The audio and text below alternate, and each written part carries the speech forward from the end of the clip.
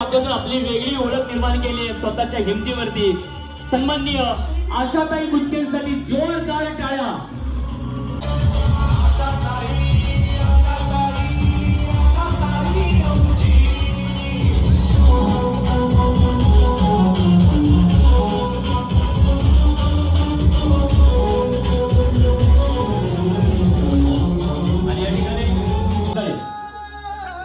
छत्रपती शिवाजी महाराज की जय, छत्रपती शिवाजी महाराज की। त्या कार्यक्रमाच्या निमित्तानं आरवी गावातले असणारे सर्व ज्येष्ठ मान्यवर केशव काका असतील, त्याचप्रमाणे जेव्हा मी एक आशा वर्कर म्हणून आपल्या गावामध्ये काम करते तर आमचं जे मानधन आहे ते आमच्या कामावरती निर्भरित आहे। तर त्या निमित्ताने आम्ही आशाताई आमच्या नेहमी संपर्कात असतात। तर त्यावेळेस जेव्हा आमचं मानधन वाढी असो किंवा काम असो काहीही असो, मंदिर आणि स्मशानभूमीचे काही काम कोणत्याच गोष्टीला म्हणजे त्यांच्या जवळ गेल्यानंतर माघार घेतलेला आहे। प्रत्येक वेळेस आम्हाला सहकार्य दिलंय, दाखवलंय। पर वैयक्तिक भांडणं याच्यापासून खूप आणि ताई तुम्हाला पुढच्या वाटचालीसाठी खूप शुभेच्छा। त्यांनी आमच्या स्वामीनगरच्या रस्त्याबद्दल हे खूप अडथळे आले होते, त्यांनी त्याचे निवारण करून आमची काही वैयक्तिक समस्या असतील त्या सुद्धा त्यांनी निवारण केलेली आहे। त्याच्यामुळे त्यांचे मानवी तेवढे आभार, धन्यवाद। ताई तुम्हाला वाढदिवसाच्या हार्दिक शुभेच्छा आणि तुमचे नेहमी असेच आशीर्वाद। आमच्या काही समस्या असतील त्या तुम्ही निमित्तानं आरवी गावामध्ये या ठिकाणी आपण होम मिनिस्टरचा कार्यक्रम ज्यांच्या माध्यमातून ठेवलेला आहे त्या या गावच्या कन्या आणि ज्यांचं हे माहेर आहे अशा सर्वांच्या नेत्या सौ आशाताई बुचके उपस्थित आहेत। ताईचं या ठिकाणी एक माहेर आहे, परंतु मित्र तुम्हाला सांगतो या ठिकाणी ताईचं दुसरं माहेर खानगाव या ठिकाणी। कारण या ठिकाणी आरवीवरून वाणी साहेब ज्या वेळेला आपण मतदानाला कुलूप लावणार आहोत तर ते डायरेक्ट खानगावमध्ये रंत लावणार आहोत, तर मधल्या गावाचा विचार करण्याची ताई या ठिकाणी गरज लागणार नाही। तुम्हाला निश्चितपणे सांगतो आरवी गावचं एक प्रेम ताईवर किती असावं। ताई कुठल्या इकडच्या तिकडच्या मतदारसंघात गेले तरी आरवी गावच्या महिला, आरवी गावचे पुरुष यांना असं वाटतं का ताई आमच्याच मतदारसंघात राहावा। म्हणून मागच्या वेळेस ताई तुम्ही जरी नारंगावला गेली तरी आरवी गाव तुमच्याबरोबर त्या मतदारसंघात आहे। आणि आता मतदारसंघ बदलणे तुमची इच्छा झाली का आपल्याला जुन्या मतदारसंघात या ठिकाणी उभं राहायचे। योगायोग असा आला वाणी साहेब का याही वेळेला आरवी गाव नारंगावमधून वगळून या ठिकाणी ताई तुमच्या पाठीमागं आले। त्यामुळे मंडळी तुमच्या पाठीमागं आहे, निश्चितपणे तुमच्या पाठीमागे राहणार आहेत। त्याचप्रमाणे आशाताईला आपण निवडून देण्यामध्ये महत्त्वाचा वाटा नाना तुमच्या मंडळींचा का असावा, कारण माहेरचं जे काही वजन असतं, माहेरची जी साडी आपण ताईला देणार आहे, माहेरांनी ओटी भरणार आहे, ते निश्चितपणे या आरवीमधून या ठिकाणी सुरुवात होणार आहे। जाण्याचा मार्ग मोकळा केला, त्याच्यानंतर काही लोकांनी त्याच्यावर मुरम टाकून सपाट केलं। ठीक आहे, मुरम टाकून घेतला, सरपंच साहेब चांगले आहे, तुम्ही चांगलं कर्तव्य बजावलं। त्याच्यानंतर काही लवातलं खडीकरण करून देऊ। अरे पण ज्याचा पाया ताईंनी रचला आहे त्याचा कळसाचं काम, डांबरीकरणाचं काम ताईच्याच माध्यमातून होणार आहे, खडी मुरम टाकलेला मध्ये जाणार आहे। त्यामुळे ताई या ठिकाणी समय सूचकता पाहून किंवा आपल्याकडे हे लोक आलेत म्हणून आपण काम करणं हा ताईचा कुठलाही मनामध्ये विषय नसतो। खानगाव, निरगुडे, बेलसर असतील, आमचे सोमतवाडी असेल, ही गावं ताईच्या मतदारसंघातच येत नाहीत, केव्हाही आली नाहीत, परंतु त्या गावामध्ये जो काही विकास झालाय तो अतिशय प्रामाणिकपणे चांगल्या पद्धतीने केलाय। म्हणजे ताई ह्या मतदारसंघात आल्यात म्हणून या मतदारसंघात विकास कामं करायचं असा दृष्टिकोन कधीच ठेवला नाही। परंतु ताई तुम्हाला एक आम्ही विनंती करतो, आता तुम्ही ज्या मतदारसंघात आलाय त्याच मतदारसंघात 95% कामं करायची, 5% तुम्हाला लोक बोलावणारच आहात। निश्चितपणे निधी 5% तुम्ही त्यांना द्या, पण आमच्या सगळ्या मतदारसंघात 95% कामं करू। माझ्या सगळे नातेवाईक, सगळे असणारे माझी घरातली माणसं, लोक म्हणतात माहेर म्हटलं तरी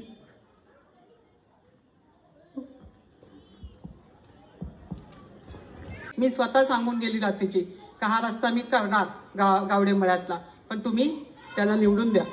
आणि तो शब्द मी पाळला। त्याच्यानंतर माझी जी सुरुवात झाली तर इथे नानाने कोणताही शब्द सांगायचा, किती फॉर्म भरून आणायचे, मग पिठाच्या चक्क्या असतील, शिलाई मशीन असेल, त्या ठिकाणी शेतातली अवजारं असतील, त्यांनी सांगायचं आणि मी ते करायचं।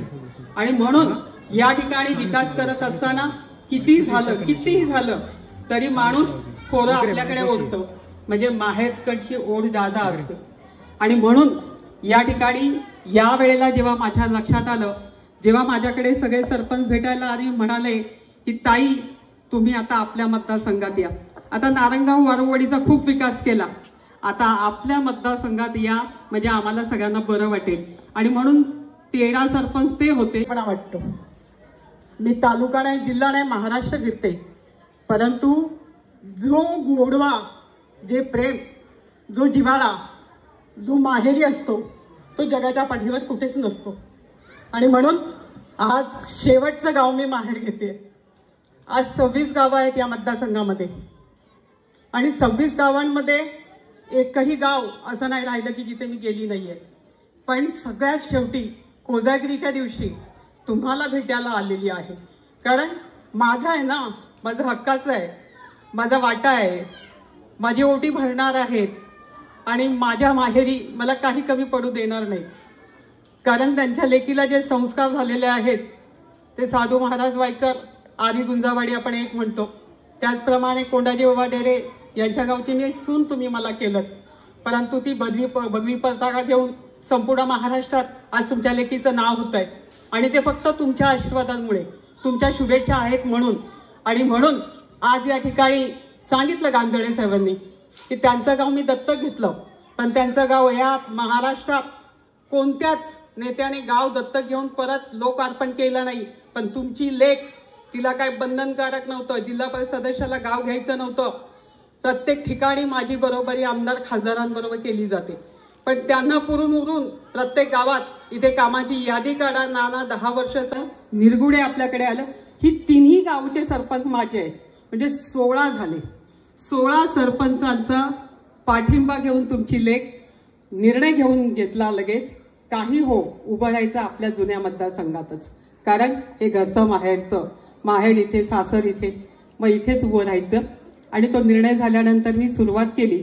नेमकं 2 महिने आजारपणामुळे थोडीशी त्रास झाला मला आणि म्हणून थोडा खंड पडला, परंतु निश्चय झाला होता. वाणी साहेबांना सांगितलं या ठिकाणी आपल्याला सगळ्यांना भेटायचंय. मग भेटायचं कसं म्हटलं, नवरात्रीला भेटायचं, कारण नवरात्रीला सगळ्या जणी एकत्र येऊ शकतात आणि त्यावेळी आपल्याला सगळ्यांशी संवाद साधता येईल. आणि म्हणून सगळ्यात पहिली सुरुवात तिकडून केली आणि इथे आज तुमच्याकडे शेवटची तुमची माहेरवाशीण आलेली आहे.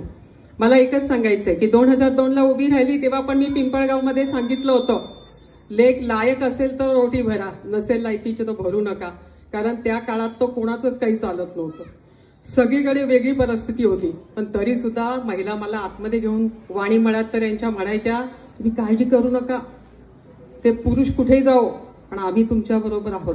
आतमध्ये भीती इतकी होती की दरवाजा उघडून बाहेर येऊन बोलायची हिंमत नव्हती. आता काय तो काळ राहिला नाही, त्याला 22 वर्ष उलटली, परंतु त्या काळात सुद्धा महिलांनी मला साथ दिली. आमची आशा कार्यकर्ती, आता माझंच नाव आहे आशा, आणि म्हणून प्रत्येक ठिकाणी आमच्या आशा वर्कर्स इतकं काम करतात की मी त्यांच्यासाठी सभागृहात भांडते की तेवढे कष्ट करून घेतात. गावाची वाडी वस्ती इथे तर बरं, तिकडे कधी जाऊन बघा, आदिवासी विभागामध्ये कुठे चढावं लागतं, कुठे कुठे फिरावं लागतं, किती बिबट्या त्यांना त्रास, किती भीती असेल, जीव मुठीत घेऊन पळतात. आता परवाची गोष्ट तुम्ही पाहिली गेल्या आठवड्यात, त्या कुमशेतमध्ये घरात आई स्वयंपाक करते, बाळ तिला म्हणतंय 7 वर्षाचं, एकच बाळ तिचं, एकुलतं एक बाळ, ते बाळ तिला म्हणतंय, अगं आई बघ ना माझं अक्षर किती सुंदर आहे, पडवीत बसलंय. आई चुली पुढे आणि ते पडवीत बसलंय, तो म्हणतंय की बघ आई माझं अक्षर किती मी सुंदर काढलंय. ती आई आपली गडबडीत जेवण बनवायच्या, बघता बघता मुलगा नाहीसा झाला. बिबट्याने तो उचलून नेला आणि त्याला जीवे मारलं. 9 महिने पोटात ठेवलेलं बाळ, तुम्ही विचार करा काय तिची परिस्थिती असेल. ती अजून अन्न खात नाही, तिला अन्न गिळत नाही, तिला किती सांभाळावं लागत असेल. आज बाहेर गेलेली माणसं, शेतात पाणी भरायला गेलेली माणसं घरी परत येईपर्यंत घरातल्या महिलांचा जीव त्या भांड्यात पडत नाही. त्यांना असं वाटतं की हे सुरक्षित येतील ना. मोटरसायकलवर सुद्धा झडप घातली जाते, अशी परिस्थिती झालेली आहे. बिबटे जास्त आणि कुत्री कमी झाली आहेत, अशी परिस्थिती आपल्या तालुक्याची आहे. म्हणून हा प्रश्न मी हाती घेतलाय. मी तुमच्या पाठीशी आहे, मी कुठेही कमी पडणार नाही. कारण हा प्रश्न जोपर्यंत ज्या आईला, जिने बाळाला जन्माला घातला त्यांच्याकडे जाऊन बसणार आहे आणि काय काय करू शकतो, पण करण्याची माणसाची दाणत असली पाहिजे. तर त्याच्यावर पर्याय निघणार आणि तरच आपले जीव वाचतील असं मला वाटतं. आणि म्हणून ती सुद्धा जबाबदारी आता तुमची एक महिला, तुमची एक असणारी मुलगी, तुमची बहीण, या ठिकाणी तुमची लेक सांगते की ती जबाबदारी सुद्धा मी स्वीकारणार. परंतु तुम्ही देखील सगळ्यांनी एकच विचार करायचा आहे की ज्या वेळेला मतदारसंघ तो होता तरी तुम्ही तिकडे होतात, आता इकडे आलोय तरी परत तिकडे आलाय, हा योगायोग नाही म्हणता येणार. हे देवानेच ठरवलेलं आहे असं मला वाटतं, माझा विश्वास आहे. आणि म्हणून तुम्ही सगळे मला निवडून देणार ना? नक्की. जरा हात वरती करून टाळ्या वाजवा बरं. सगळ्या गावांनी मला कौल दिलं, सगळ्या गावांनी सांगितलं, सगळ्या महिलांनी, सगळ्या माझ्या तरुणांनी सांगितलं, मुलींनी सांगितलं. कॉलेजला जाणाऱ्या मुली सुद्धा माझ्या प्रचारक आहेत, कारण त्या सुद्धा आपल्या असणाऱ्या मैत्रिणींना, मैत्रिणींच्या घरी निरोप पाठवतात, सांगतात. आणि नाना निर्णय पक्का आहे, काहीही झालं तरी मी याच मतदारसंघात आहे आणि तुमच्या सर्वांचे आशीर्वाद, तुम्ही माझी आज ओटी भरणार आहेत.